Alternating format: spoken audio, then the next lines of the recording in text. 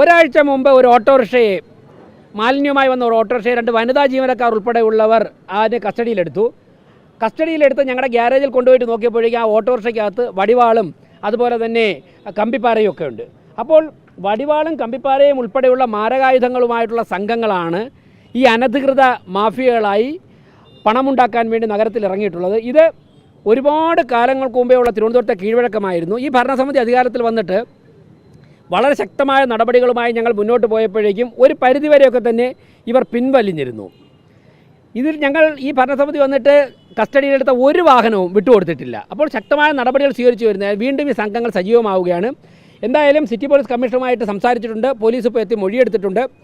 ഇവർക്ക് സംശയമുള്ള ചില പ്രതികളെക്കുറിച്ച് പോലീസിനോട് പറഞ്ഞിട്ടുണ്ട്. ഞാൻ ഒരു കാര്യം മേയർ എന്നുള്ള നിലയ്ക്ക് പറയുന്നു, ഒരു പ്രതിയെയും വെറുതെ വിടാനോ നിയമത്തിൽ നിന്ന് രക്ഷപ്പെടാനോ അനുവദിക്കില്ല. അതോടൊപ്പം തന്നെ കോർപ്പറേഷൻ ഭരണസമിതിയുടെ തീരുമാനമനുസരിച്ച് ജനങ്ങളുടെ ആഗ്രഹമനുസരിച്ച് മാലിന്യ നിർമ്മാർജ്ജനവുമായി ബന്ധപ്പെട്ട് പ്രവർത്തിക്കുന്ന ഡ്യൂട്ടിയുള്ള എല്ലാ ജീവനക്കാർക്കും കോർപ്പറേഷൻ ഭരണസമിതി പൂർണ്ണ സംരക്ഷണം നൽകും.